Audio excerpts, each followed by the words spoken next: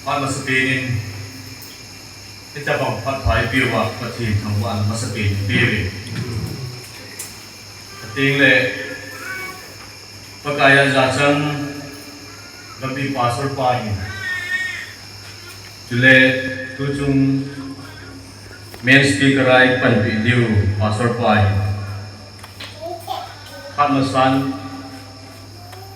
iparo ni putiau chu mi ho dei bunga chi thei talobin tuni phun bo chon hi jong le apha le mun tuni khuai pui mu Pathen thangwan masapin kan pik le da na chu ma gambin jong ki mun hem pi chuna ba na tuni phun jong isu pyu mi thumin ei da ki ri dong hem om he jeng in jong le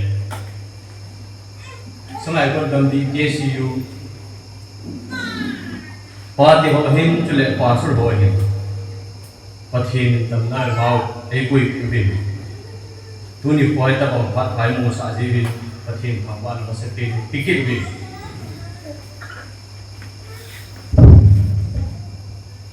to zui chun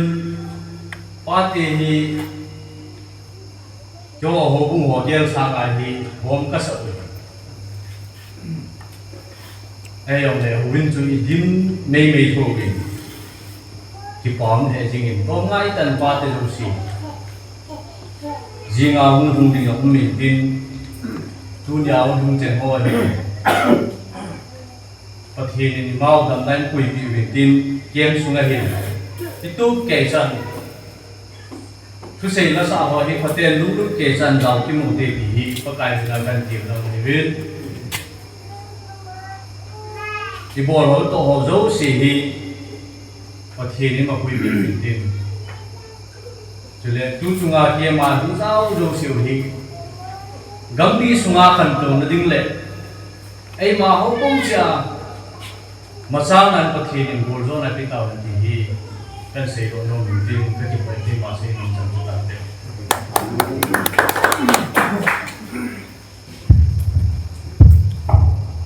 Amen. Parang hindi na kunin hindi na to say na ay na cuma kita tu seven tu na ban sa kinutin Bible simding upa pamang hindi kesike chairman mapat kinuti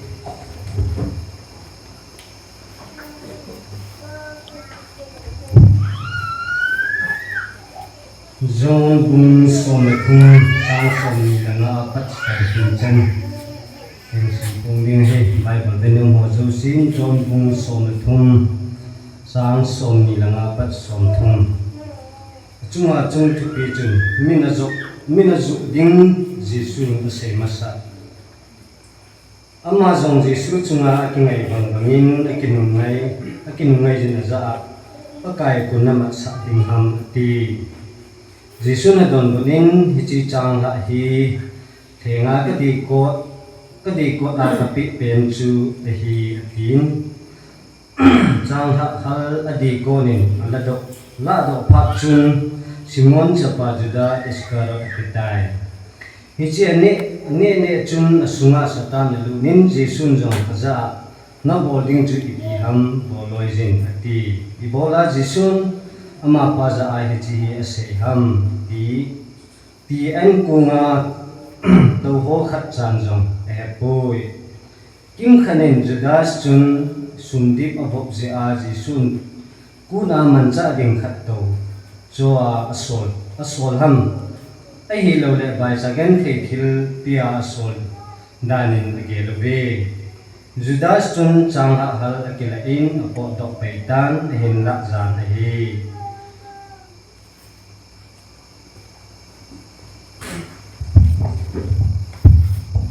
Amen. Bạn sa kinutin tuin wa soila sading pa sailin mang kumunno aman soila sa chai da ma phat ki chai le tun ha hi speaker ling pastor le tilal ama chun hat an ki pai pa kai tun yes ne tun pa sailin mang phat ki Hello.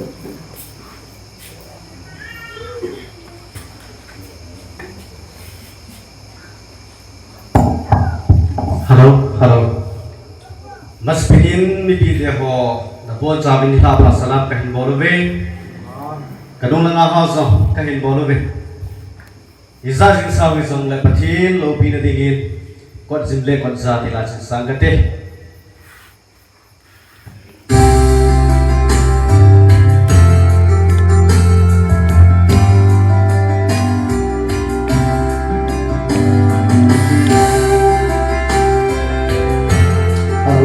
Hello. Kot jimle kot jatana umbe, hoi jizo chu na thandam sobi, kot jim chu tun so hinna hi, kot samang chun ko soti na hi, kei ma wang kot samang chunin katse, alun ikon zakai hitai, hila pakai zinone minai ko, kot zima huludin aidi.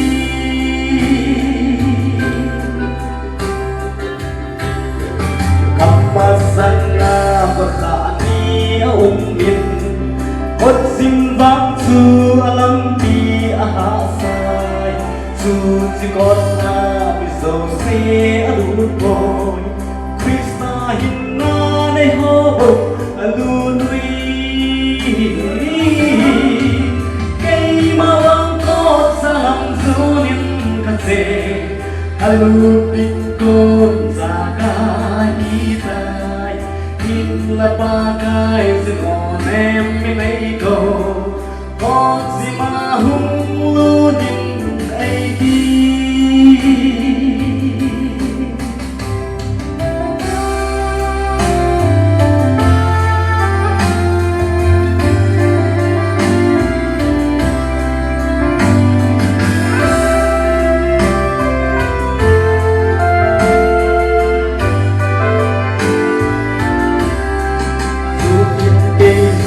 Quật xa lắm mắc cô điện, thao hung kỳ lệ quật xin lắm số điện, quật xin chút cross lần vì giữa số điện, quật xa mang chung khi na lầm ở số này,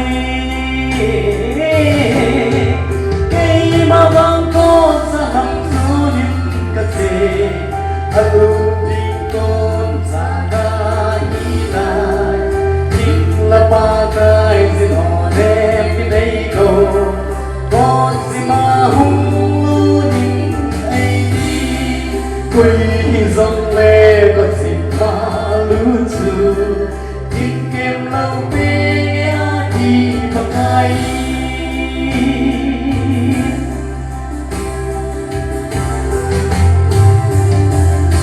Pathen na thu Pathen ku ta bin thei na ke.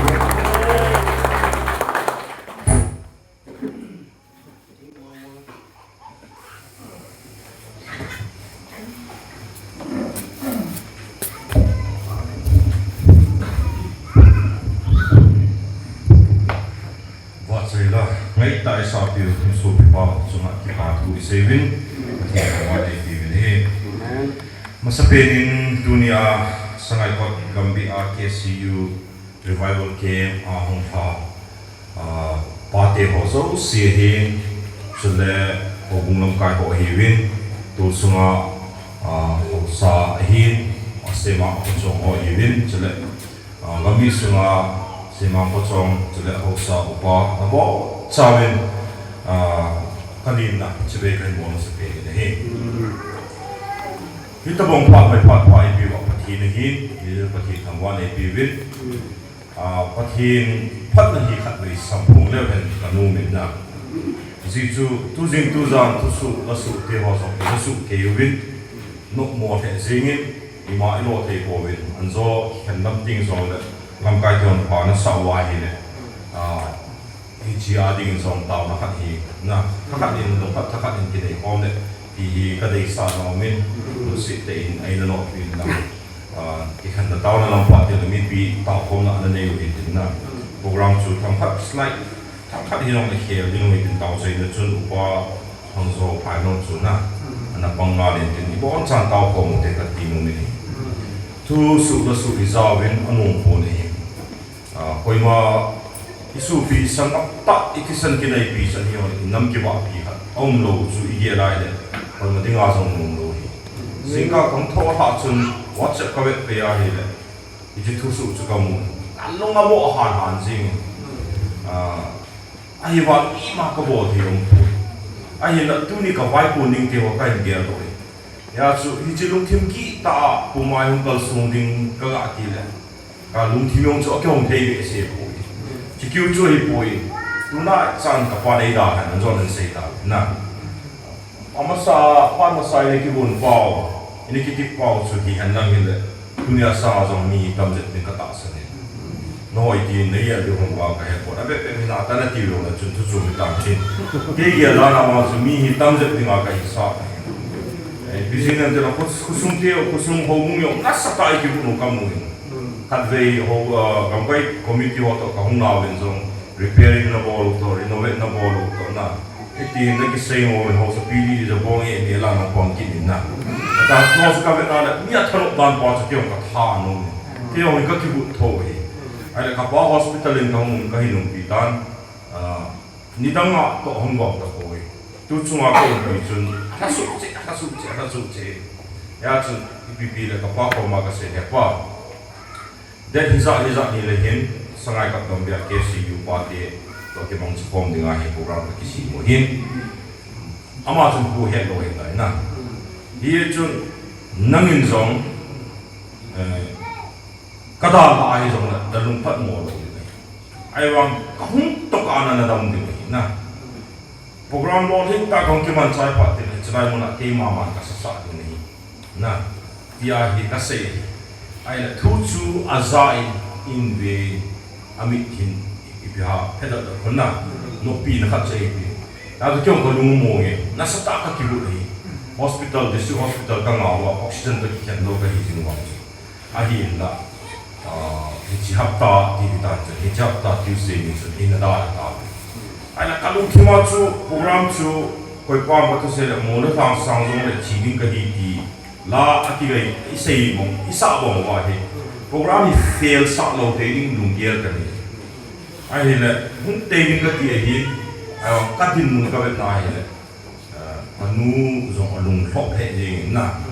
lùng thông báo hệ gì, những sự mà nhiều quá cái so the insung azong pasal dong talo ke ka hi ka sapa ni outside mo kan da ha le thom hau du ka na hi le kan num poi ni so ka mi pa so ko mai poi ya pum ka num ma singin ji ham atu do wa hi le un ki ki ta pu ma hong ka sung den chu do program ni flop ka tham ti ka hi le ne he e de ni tin ge lam ka ki le hi na man chu ka ke kim nai ke nam ka han ko pi ta ka ai ki Atahsan hin chung hinna itu kalau atasi atadayong tu kalau yung juga tak seni ai pilih zona dunia bawa ni amma kingai koma pos itu mau di tahu ini seperti kata gue nah ya segitu kalau si chung rumah tu si kita suhe ini kita kain semua tu suhe anu orang zat tu di Atahsan itu kalau si chung rumah tu ni ta ini kok konten si seperti apa ini seperti Atahsan ni Pakai pai. Adosin. Pakai pai. Pakai pai. Adosin. Pakai pai. Pakai pai. Adosin. Pakai pai. Pakai pai. Adosin. Pakai pai. Adosin. Pakai pai. Apa mau ni? Yang tu zing tu zang tu suho itu ada tuan kesehatan. Hadi akinu, hajong hi, apa mau tu pun. Tu ika hau sepu, le hau sepion tu, zingka kam thoting le, chika boarding, sana plan ni dia juga tak sen. Nah, ada dia juga. Asal pun orang tu kau boleh monding sing le, lam pasal itu. Ayo le, ni kita mandi lam pasal itu. Cici kau kita orang itu. กูที่เราว่าเลยขับแต่ลุงเกียร์เราหน่อยตัวเดียวช่างตัวเดียวมุจีจีวันวันเดียวอีกภาษาขาเดียวนะที่อาหิที่เขาเต้นมันนี่ก็ตัดสินไอ้ว่าจิงกูว่ามุ่งมันเลยที่ที่เขาอีกนั่นแหละทุกครั้งที่เดียร์ไลฟ์เห็นกูที่ดี uncertain ที่จะจุดเด็กไอ้ฮีตัวนี้นี่กูว่าอีกแค่สับปีไอ้เราได้ยินเราไอ้เราได้ยินกูว่าอีกแค่สับปีที่ไอ้เราดังกว่าอาเบอีมันจะเอาธนาไอ้กิจใจเบนะกิจใจเบไอ้ฮีเทกว่าไอ้เราว่ามันจะเอาธนาทีนะการทุกข์จะเทกว่าไอ้กินลำมามันทุกครั้งนี้ได้มีเราสิ่งทันเลยสุขนะทันเลยเราว่าอามาเลยมาที่ข้าพิยงตั้มตาอุ้มท้องอามาเลยมาที่โดนพิยงตั้มตาอุ้มดารุจริงเลยเราลำพิยาตุสิตุนาตั้มตาอุ้มดารุที่ไอ้พาดอีนี่สมุทีไอ้คนสองพัดจะใช้กี่ไงตัวดิ้งูไอ้มาเลยไอ้มาที่คนไหนดิ้งูจนไอ้มาดิ้งมันว่าฮีมินนั่งละจุดที่นั่งละพุทธิอาทิอาอุติสังไอ้มาเลยไอ้มาอีกเวทเดียวพัดเลยก็ไม่นะอีกคนเดียวก็เทียนนี่ให้ดีRevival program Vetset kita ho khang anomin kiri neo lai dikile ninja bi hilang khangong sa chu ka hinna lai ahi wa in kana hezap chi kam te oi pu chung thang te ho loi ana min chi lai tau hi paya kom lai hi ai le ke mong bol ge ne kanu hi lung ta hai chu alung ta mong mong hi mi lung chang pha hi na pu te tau thang te hi bin na mi lung chong phata mong ai le video mi ti ai le ke ma bol le hin mi zo si ai hi to na to pa ka ya ti chu wa nya ko ra di aning na ka nu ko ve na hi le mi sa ten tu ma om di da na ko di cha pong na lai bang bong ka hi ti ku se la bol ai video bol on ti chu ki ve num ki ti to hai chu pulpit lama no ru den pulpit lama de su nam pao din ati so dir su nam ta ben de khat nu tao thungai ta tao thau tao ro tao lung kim gi na ho a sei ding ni ho ta ki sei la ta tao so ka mu wa so ai la ka thei mong lo so ka nu so ka thei mong lo na ai chi pa na so a chung thang reverend chung thang chung i bi bo lam te la ani slide da tu hu ya mo na tu to su tu di ma bo la ka ta mo chi la pi ka ta mo iti kham khat cho long chu le kem ho iti pa ting le min chon si la thu sei ring chu le pin tha na thu sei i chon si phun din om da ta ti na chu le ka te de din ka le mo le i ki ala yo ki tha si ji ta no ina ki yo ma ka he poi kem ka za na min yu kem om me ati le chong thua ka no mo he na ku de la ka na yu kem om me ki le a kem ti ki za no ma ai wa nga Pathen tu sei yo ki ngai no ma ai wa nga chu a ki chai na la nga i bi ha mi hu a we ding na ka ti e yo ki mo ka the lo na ni chi pa ku ki a ding le ki ta the ji lo chu ma ka ai la ong le zo wa ki ma kong ki he chu nga chu le Bible kan si ma ken ka mu chi nga he ka ve hai se lai le hu hin i tiu in tha na i tiu o he i ma cha le lo abia be cho be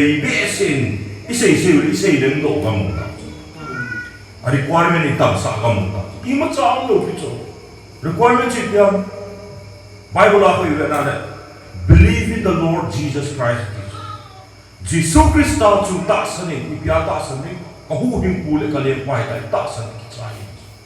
ki chai ama wa kata sa ne iti zo wa pa na kata sa ne ti lang zu punga ki tung tung le zu di lo jo ye the na se da ni di lai sa lo kata sa ne ki tim tim ka bo nge nge ju bo ri ka ting le ki lo ko ren la ma bi pyo ko hi le Jesus Christ ta ma chu na a ki sim tha hi ta ya ti cho new creation ti cho hil sim tha hi ta ya ti cho ya cho alui chik si mong ga mai ta ve ve na ta hi ta ya ti cho hello ya cho Jesus Christ sa ka huin pu le ka le kwa ka ki sa ne ka lung ki ma ka ta sa ne ka he hoi se la ama he ke chon si na ai ha do hi ti ka ta sa na cho ka pi ha Atahsan na kahin ku kian na ding pa na enjoy sayo kisi pa na iti pa na chu chi biu le ku ning jing la ki le chong tam ta sei na lung ge ho sei ko na e mai ki ko le ya chu hi chu bot ta bom ho hi ipiti sei da ham Elvis de lalin song kim pe na sei nga chu New Lomlen Independent Church atil New Lomlen Baptist Church sa pathi tho sei na ai confession abo ka kun so ipham te ken masang asu mi pin tha thu ka ha sei ni chi pin tha thu ka sei na la in mi hi a pin tha di ai lung thim ki si na nei ngai a lung thim ki si na pa aka do no wa ki si lo da ne ta ki ai ti so ya chu la ka sa aka do thei na ding na pa chu ka na ngai aka lo wa pin tha lo da na ka na ngai tu hi ka na bol ki le ti so America ka pozinin Pathen tu soul winning thagao ngao zo ding da thagao pathen hong sung pui ding da course chom cha ka bo la chen ta ka jin do ka bo ki ati zo du lam pun vele zo pathen tu din zo chi ma na ata video on vele la tu di ta he chi ya tu chung game ti bao ti an dai se ko zo tu ku ma da kap tang o ki jo ji bo lo ding na ca tê tiêu ngoài rồi thì ca tê tiêu ngoài ấy mai thì cũng tuần nên năng là lim là khát tiề cái tu hành năng như thế thì nung đầu thì chỗ ấy ông thì nung đầu thì chỗ còn phạm nó thao này hình cái tàu mà ông làm được cái gì nào các không mà cho ông liền là flight cái cần gì thì sao ai bảo cái business thì cái kiểu là thao cái sao rồi cứu cái sao na vậy cái sao mà cho ya ji chi khang khat chui ta cho ya chu min nang na mian si na huti na tu ti sa ma chu e ma ki kola email si na chu ki mu lo ke ya he ni chu wa chu lam pi ki sim diu kwa na e ma en lam pi pat cha pathen thu la la to ki wa hi e khu tu wa ni chu wa chu ku ki sia sa wa ya chu lam i sim na diu kwa chu che lam kwa chu so te ki chu i ga ki ti ma sa pe na e chu rồi là cái các khoa khăn thì ahung thada bộ ông mai trong là phone ông mai là riêng tin là ôi tôi chung là ra chung dễ nên tin là nó reply là như thế này gã sẽ không tin cho nên mi học tâm là phổ nên chỉ trong đúng thấu cái cái luôn là đi của nó mi khát lấy ông trong đấy các sẽ những bộ cái cái gì cái gì chắc sang một tâm một à gì cho các sẽ mà first plan part là gì hành là cái này mi tâm đi cái gì second plan ay para kay kon chun ni ong na dam kya chu dun ger ka ngai tu agin cha sa ni tamu ilung pa na phat cha e ki man cha ni yo chu ka se mon ti chu le tu ni ha hi e mai ko na din wai Judas Iscariot chu cham sai le kon Judas Iscariot akiti pating le din pai ma chan amin hi idei lo bi chu ila wa jong zone you make he so mark you make he so na mi keon sei zui teo somrani la hi amin ala so no hi abo chake wa ala so su ke so Peter ki teo tama tam so na zone ki teo tama tam so mark ki teo tama tam so Andrew ki teo tama tam Bartholomew ki teo unda lo so ai wa Judas Iscariot ki ti kha chaam phalo Long ai le sai nei patin na Achapa hi amin hem dingin ai lo le nickname ni ti pa na dingin zone ga sa inga tia ko no dingin ta zone ki sa pai ma chai ka cha hong pin pa da lo Judas Iscariot ka sa di pai ma chai lo ka ta sa do Long ipisina Judas Iscariot ang kiti pa na amin ipat nei mei wa jong chu pakai Jesus do pa pakai Jesus pido pa pakai Jesus betray bo pa na zo het pa kya hi ki he a positive side mo ki mo do ahi la ama hin ko tu sima hi de na hi de Judas Iscariot chu pakai Jesus do pa ti wang wa chu atu sini patet sai le no ale nang le ke idin mun na tam ta thei tu le toy din mun zo hi Judas Iscariot din mun ai de dit khaw thei na pai ya chu kita bo ham ti pa chu chang chai le ke ko no an join Bible simpung pangin zok pangpan zok patan in sim do tain pakai anzon anei be wahi pakai anzon ai poham namat sa ding kwa tu tia sei ju kan do de kunga ka di ko a chang ha he ka di ko na ka pi pe pa kung khana ka so kom pi pa ei zu do pa ni ka hi ti alan adi ko en Judas Iscariot ka pi ti na api pe ta su Judas Iscariot kila ne le anung khima satan lu ti na iso chu lung ti mai de chin ju cha chun ka hin sim be ka te Judas anung ni chun John sung mama ung som da bung ni sang li a pa chun hin su sim ka te chang li chang chang ge chun sim ka te hin se Jesus se ju yo la ka ama ma sa apang ding pa Judas Iscariot ka ti Judas Iscariot chun ibola hi chi thau nam tui chu dinari zathum mana kisua vai te ki pilo pamati ichia sei chu vai te ko sa na sei na bon sumdi mga kibo le sunga ki koi chu akiwuji si hi ati sei na tu ting ju ona to ne pan so pe na Judas Iscariot hi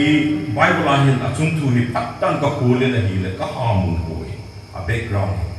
so that tradition to simdang da mo sei da na kuna ki muji ta bo mi am ti ala a character of he do rai na ya to kade sa ka chi ama hi Simon chapa hi ki Bible a kuna ya to Simon chapa Judas Iscariot ki hi so that Iscariot ki hi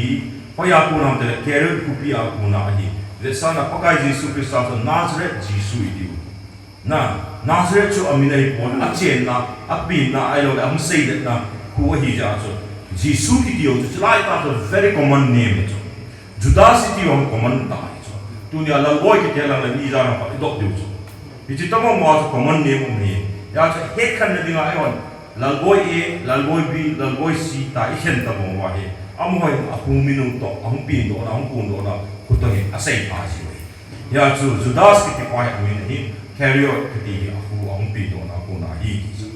ama hi ta mo mi ham itiala ka hu la hele to sim lu yo a ku na ka mu lo ka chi ka ama hi sikari ki group ka na hi anapang hi jealous ki group ka na no mu win jealous so hi king ni hi na king ni la a hi king ni sunga hi sikari ki group ka hi amo hi group ka hi ana ki sim lo hi chi group mo chu itabong na to wam ti le assassin group bitak ding mo ma training ai lo bitak ding mo ma pang group ka hi sikari ki na Judas Iscariot hi pakai Jesus Christ ta no sui masanga hi thingui mi apang hi so hi chi thingui mi la ang chu sikari ki ai lo ai le mitak loi ka na hi pang hi ama hi gamle nam gai no ta mi asi lo bi so gamle nam gai no ta mi hi politics lama lumbu ta mi hi ya chu Jesus Christ ta in seju akan lazon chu ama hi Peter ako tabang pumahi akawa John ako tabang pumahi akawa Peter in zong ane ako ay lalaw ti ho anda ha pakai Jesus azui tabang pumahi Judas Iscariot iti pawit at hingoy ni hina gamna nang ngayon hina mo anda ha pakai Jesus Christ azui iti isumi lo ko no mo mi hilo ya so ta sa thei ta ka hin met song team din sumgoi da rong team din mi po chil ta khan ma hi din ka ta san so ko ti lo wa hi le sum chinga ko yo hi pa kai Jesus Christ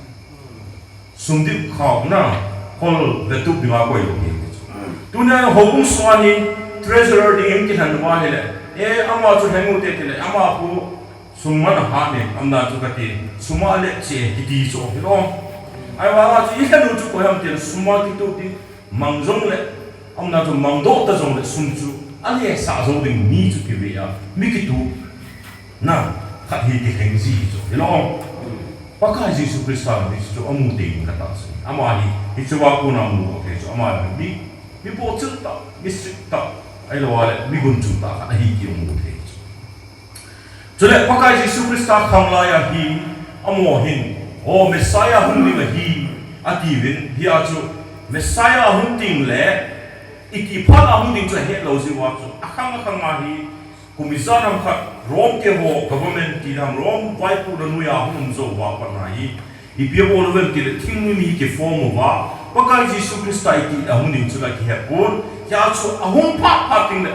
pakai Jesus Christa ka ti ngai dom no Messiah hi ti pa ting na hun ding na ki ha pun ya chu a hum pa ting chu le a lengam atun do a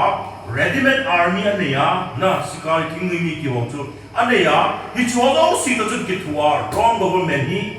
sok thua ma am ho zo si hi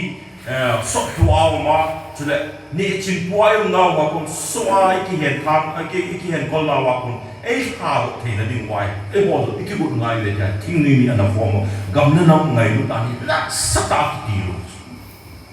hi chi da chu da sis ka ya ki za ho hi ki pa Anjong the says of it. Pakai Jesus Christa in says we saw many a go la to Judas Iscariot ke nang nei ko ngai boy atia ga ki helu hilo piso ga ki helu na hilo piso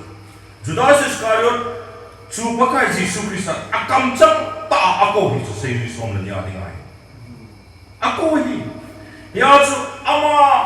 ako wa chu hileh ayo la agam ngai lu dan ho ayo la na to na te ho a profession te ho zo si chu Peter le sei zui da mo zo si anda ha ta bong ho wai aman zo ata a ain zui ya ku nai mu te chi kan te Judas Iscariot hi Jesus Christa adinga Jesus Christa sei zui adinga ki pumpi commitment pakta ki piting se la azui ai ki number 1 la ki Imazo siya ta na hi mi pon tho ta cha hi ya chu ive na hi lukung ko chang som changkhat chang ni na hu ive na le bi ti na til thagao thil bo thei na som tak ta nei mi su dam thei da long anei da ro ti lukung ko changkhat chang ni na hu vele chu som na ni ho chu to som se gi ho chu ki para thu pa sang sam ding in pakai pathengin pakai Jesus Christa mi ni in na a so le ti so ya chu legam thu hil hang le ding a so la chu Judas Iscariot ong sa chu a chi na wa chu ibesiam nahon pathin min na pa wa na taw wa hi a da yong dam ding a ti chu na dam mo na te ho jong dam mo te ho jong dam na de ke yu hi a ti chu that means gospel preacher ki hi lo wa gospel healer Judas Iscariot mi su da ma ko pathin tu tang sa ma ko mo no si tong Judas Iscariot ki le pakai Jesus Christa zu do le dinga thingai tu le ti hi chu a khoi ve la thila ho jong mo the na tha ne yu hi ve ho jong bo dam the na tha ne yu hi chu he chan dia chu bo the na pa hi pakai pathi na pi wa ga chi wa ko tho ta ki ta lengam thu sam pu ngai na so a hin a khon na le a khon ne hin pakai Jesus Christa zu do ipisi patai ki hulu do na khoi tan ye lo ipisi Jesus Christa ako hizo amin ta para Judas kanung hinzui Simon Peter kanung hinzui John kanung hinzui Andrew kanung hinzui Bartholomew kanung hinzui Matthew hungin lang kanung hinzui atia amo no apok sada tabong pangwa ayo la athile lote ho so si ada wa I macha ge to hila anu ma ding ge lo la pakai Jesus Christa nu azui tabong wa hi Judas Iscariot na azui so ai ni ma Jesus Christa zu ko apang ko jule gospel preacher na so so ki pa na tu pa ge ni ba le ni la so so jule khadao til mo the na zo pi so Sila ho no the na anada mo chu a khona ba tau lo dam the na ding ai lo a hi ve ho na za chu nei ho zo si su dam the na ding nei na bi hi ta ba ma chu ji a tha nei na nei ki hi lo amo no hi ji tha nei na chu aga exercise chu aga bo lo ai lo a khon na Jesus Christa chu lo pang thau thau ki pi si I ge thau pa ta na ni na adi sna ive the ti pham ti pakai Jesus Christa in ama dinga chance hoi la ti pathin phat pa hoi ai lo wala ama to om suma opportunity hoi a partisan na patilem ko ma pi dan pa chu ga ve le ai ho in pakai Jesus Christa hi ahingin hitabong tuwa say ikibu oya ko na hedon tila Bible ako na ihedon Judas Iscariot iti pauhin kum tumleke ni pakai Yesus Kristus to panahin man form hana jule lamain jo form hana hiti sunga mo sunga twil te hozo si o milungi te anu no me be bizinan tilam ho leisi la lo di we tio no ho leisi chile hive oi mo anu mo de mi oi mo hyo atia twil la me te hozo si chu anaku ta anakang ta ya sa mia ko na za so mo na hiti be ta na twil chung ben twil mil na ho hil thi pe na lo chung nung pe pa kam chang ta ko na twil te ho zo si ama an ku ta sa dunia hon Bible la ko na iso by faith ta san wa ma hi chi a hi ti ai ta ama an ku ta sa thil ki na mo zo si zo mi chang ta mu hi chung misanga wa bena zong chu changa phenga le ngania misanga wa din ko na an choi wa atao zo wa pathe bu zo misanga na ne a na misanga na ne a ichi ane ho zong chu a hom la chu pang de gi chu da ska ichi kyu chu lo wa ane wa se pha wa ane wa si chu lu ho mu le pai pe so le pai pe ni pai ki chu na pai la你就按路火嘛，就帮媒体的来，帮对的。你去叫做一般，耶稣基督公众阿龙丹，我但系门会别嘅诺因，阿公他公定定发春，一别无人记得，不该那拖那pan罗嚟飞落去打，拖到咗話，阿公定咗啊，貼到很一啲阿學啊啥，對比阿破貼別但阿咪真打冇，嗱阿冇地地嘅打。Peter tui chunga lamahin zona pakai Yesus Kristus tui chunga lamahin zona pa na chu Peter in zong keong hichua ka zong thei nadin thune pi na tia lama zona pakai Yesus Kristus tui chunga alam zona amit chang ta mu de ka sei no pe chu tin na hi poi til kita mo zo si anasa su dam te ho mit cho el bai lama zona sa te ho huo mu sa te ho na jule athi Cyrus chan wa thi a tho do ti te ho zo si ho chu amit chang ta mu di Lazarus ko amit chang ta mu di as is to say this from the nila na til kinam tak ta mu di a hileh a khon ne pakai Yesus Kristus zu ko ipisi igia ko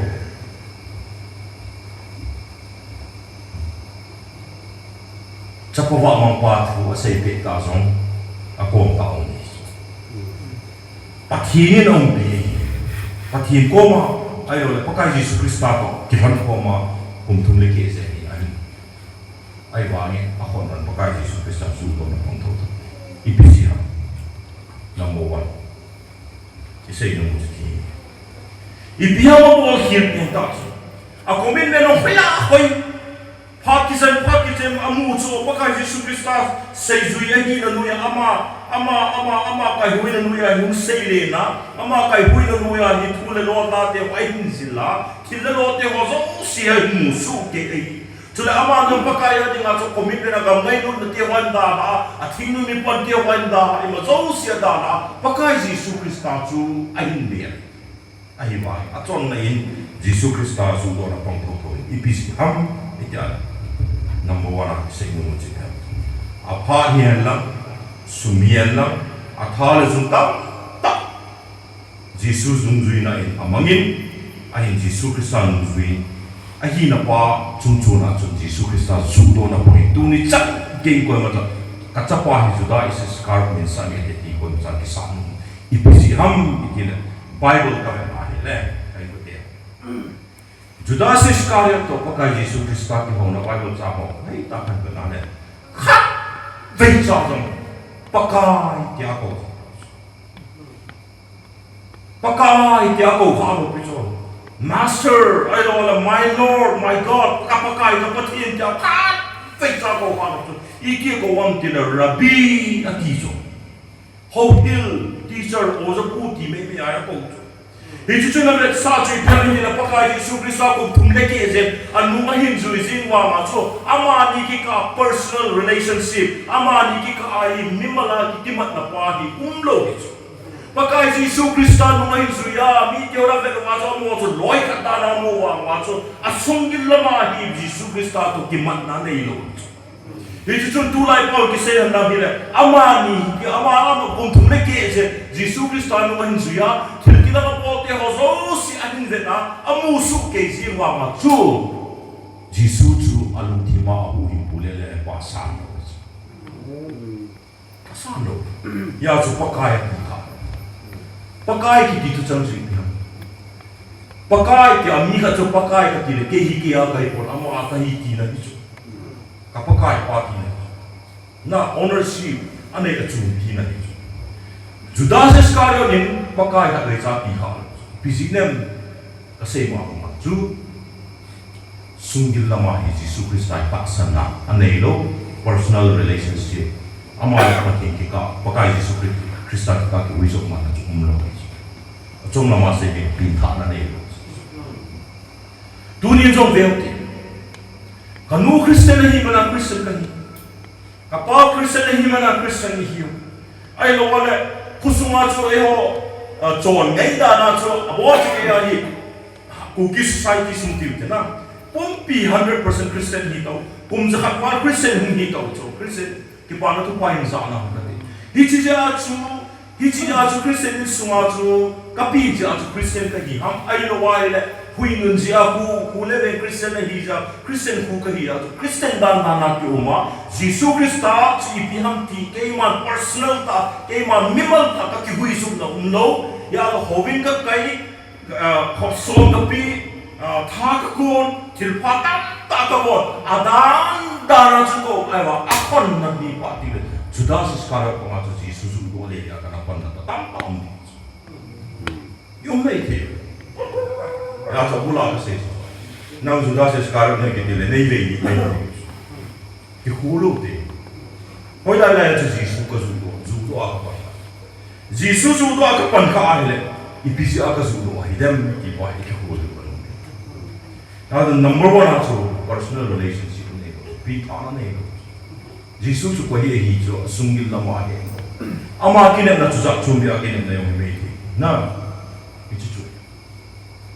dunia lo ka se ba ma Jesu Christa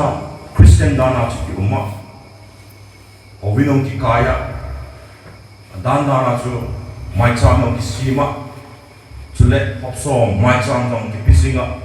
chu le tha song ki kona hobum mi wa vettinga chula very perfect at kalam do at samkim dana chu ki umma ai wa ma chu sungil dama Jesu chu abu hi pule aleng pa ki sam lo wa Jesu to personal relationship nei lo wa gu thi ma mi ho mu de ga chula Jesu to ki loi khom dana chu ki sungil dama chu relationship anum halo na network lo connection lo tabo hi ka wa ile Judas Iscariot to hi te chu ilung ko ai ma chi ko ru ka kan na anina aman ahin ku ahi satan ding mun o chi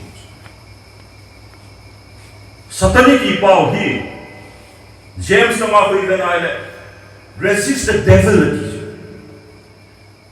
Satan chu ai lo le sagao phalo ho chu dal bol na ki do pi na ki chu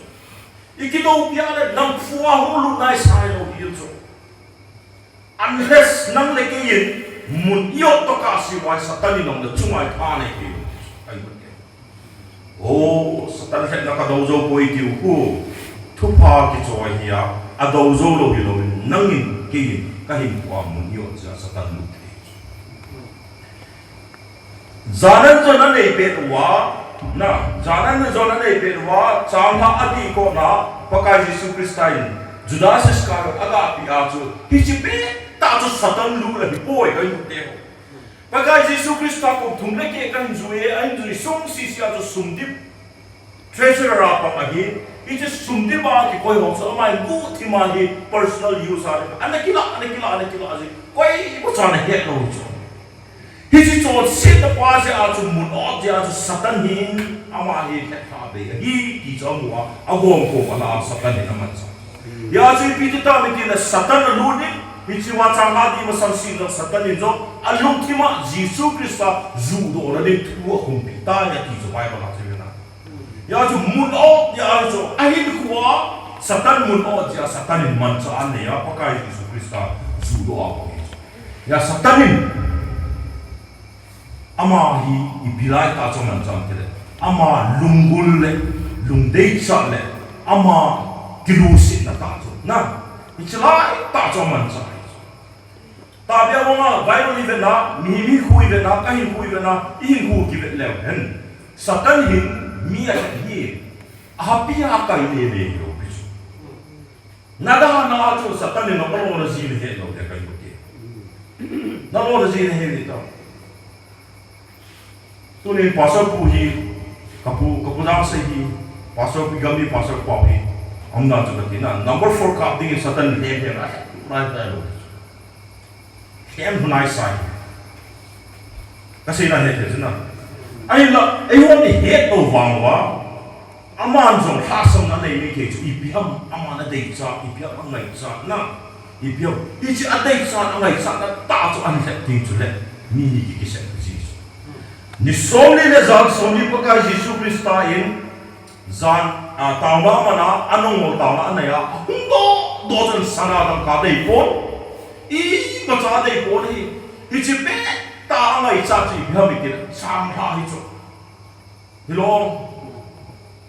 ni to fasting bolo de hundo pating le am nan ju ka ti na yung do pating le ni to fasting bol wa yung do pating chu le wa pa chun song ko lai ta ai pi on le imagine ki kilometer ama wang double roti go the thu wi kim se chu yong le in pi ai chu ki mo ni ki le te chu ingai cha chu pham ti le chang ma ya chu pa kai Jesu Krista ama cha pe ta chi pham ti le chang ma bi chu chang ma chu an te so hi chang ma su sa da ne na bi chu ra be sa chu pham ti le satan ki ti hi ku hi Pathen to yung form to anumpon Pathen to personal relationship patat sa Pathen na kipi yung anumpon Pathen to yung form to Pathen to fellowship inay form yung anumpon hisi as itil Pathen na kurang kahindom na Pathen na kurang kakayom na tayang tilung yan na nilay tayo ipi aman sa am itil ema lunggul pa ni aman sa ema tolo na pa yung testimony ka sila masama chun kuwa ka 120 jarda ki bana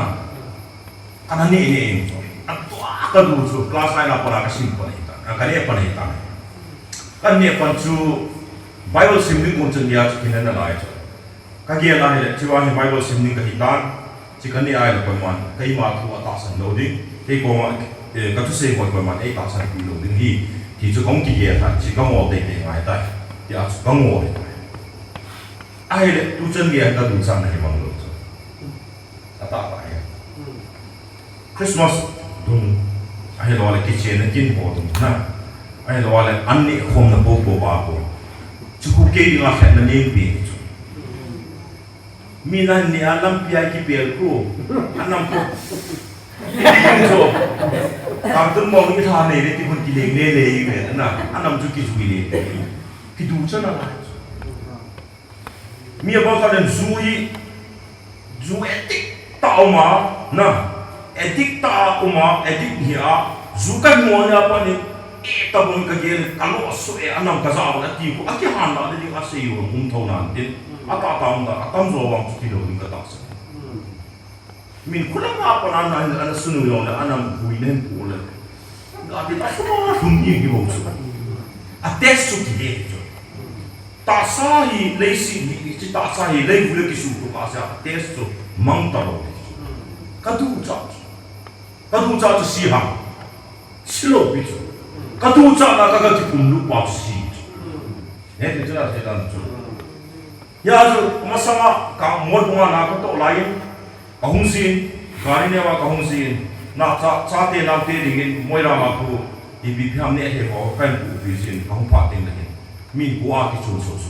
kalu ki mai phim lu nam te koi man ma lo khat ve chen le ka gari ana to ka ne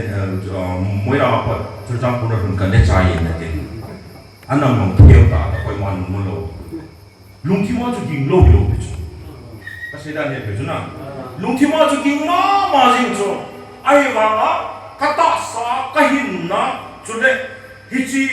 ka hin hu hi pathina ni ka dam suma ni ka pi do hi ta ya pathin na tong ni tong ki pi na ne kwa pa na tong khalo ni ka pa chu ni chu ken ka tu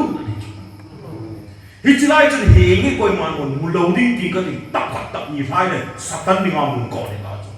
hi chi satan ni mun kai lo pa ti da satan lu de the ni mun ta to a chu ka lo pa commitment ka tu da cha ke da satan ni lo ne ji ye lo pe chu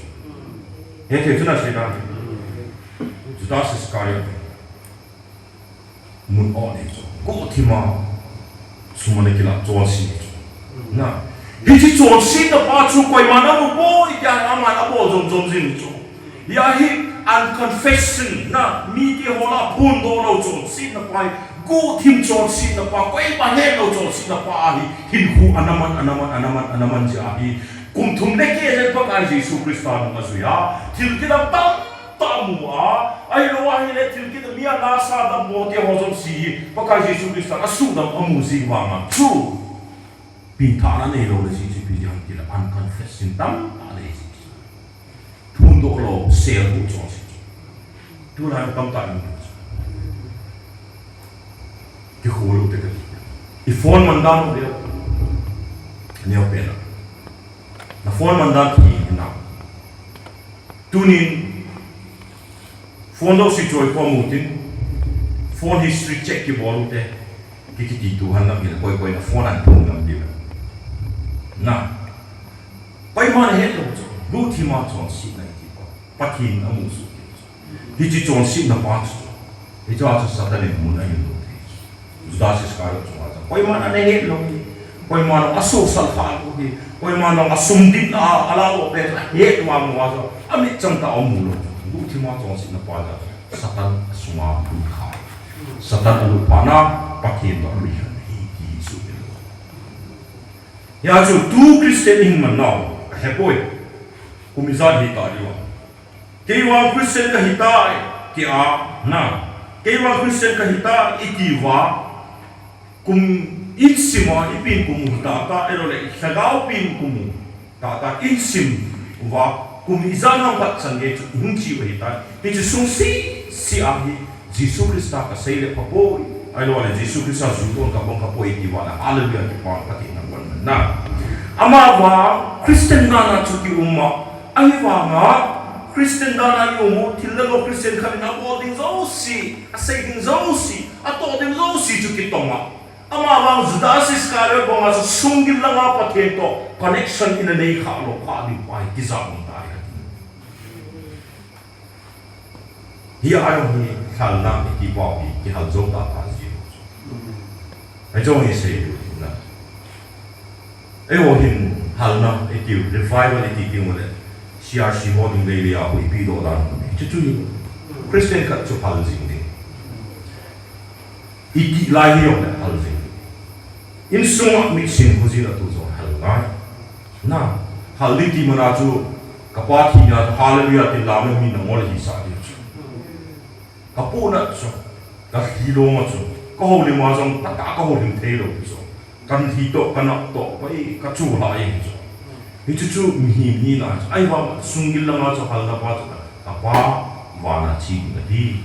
ka pa hi a thi hi mi ka hi ka ngai thu hi na ai wa nga hi pha khat ti ka ki mu pi ngai hi pha khat ti la ke ama ko ma ka chi thok thok hi ki lungila sungila ma hal na pa chu ye te chu na hi chu pa chu hal na ki pa to ai wa hal dai bo lo hi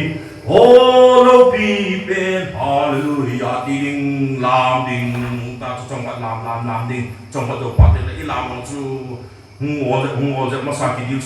song ke khot ki za do ta do ya ta chei na chu ta lam pa chu a chei na oh lo pi pe ta na ngam ta sa do zo lo hi chi hal na pa u bo chu hal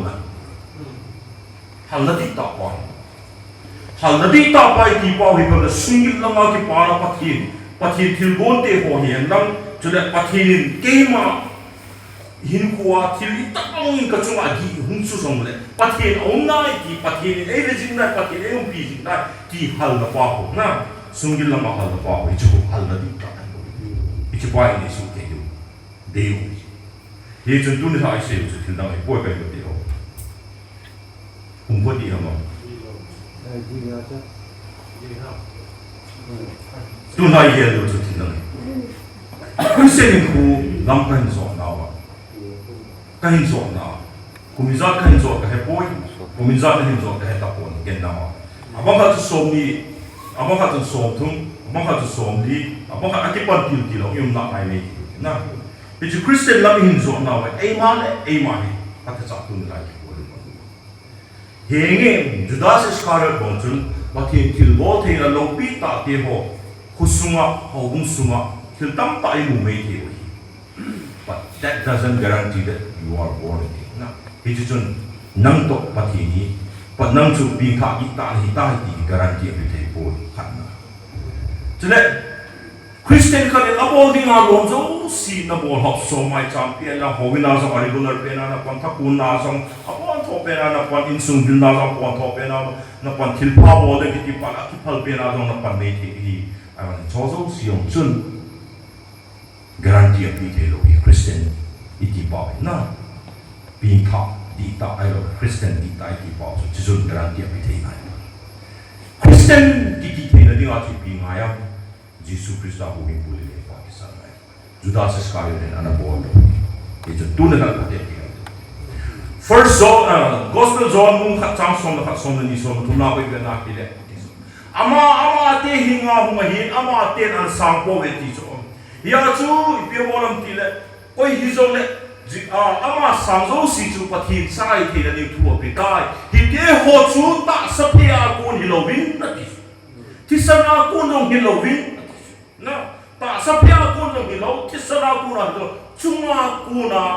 ai bo vui na ti chu chunga kuna ipin ta ko ma hi ki wa chai se ye chun kan ko ti tu na patet ku Judas Iskariot bunga ku naman ka di ai le Judas Iskariot pa tam ta sumangin athalong tam ta sumangin sumlet pa yung tam ta sumangin at sa injong Judas Jesus Kristus do pa apang to bine e wozong alhidan ta na yung wa alhidan ta na mi volleyball wa asungil na nga kile pati ki tu na wa om lo wa ka personal relationship wa om ta lo wa hileh it's a waste of time katino paman sa na may bubi gikol pa te Jesus Kristus do ay pagkala lo palo akinotay na mimi kong sa ikita po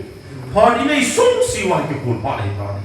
kaya ko tiyo atatahi hicilay sinin ko hi solo din ay bubi pagkatimle tunin hampet po ni kating katasa ko ay biyong le kung izahaya jing ko tayo ko tingin kinepat ting zong le kalong na hong po tayo na layo ito ima tsaka nilaw pitso tila sa pitilo ay na inay sumupa atong asaw ko kaya po iti sumbi patay to Jesus Kristo ako patta ikisimpat pa hi ka sa iyo iti hinkuwa simpat lo to kunung hinkuwa simpat di mo to po ihigiya to di patinin kanti Judas Iskariot tawagan ko man talaw di win tu na tamen di gero din sa tukum iti kiem pa hi iti lumput na ikum sa kala mo din sa topik ng saving te ho hi sa dangdang te ho sa iti lumput na ikum sa ay ma ki hong din ay ma ki ko na ne te ki pa sa pati na sa pera kanina kanin mo din sa hileh sa walo na pati ng tingayo mo din isay ko jang patang niya ko ni pati ho so siya din pati na ay bita kakipo ay chan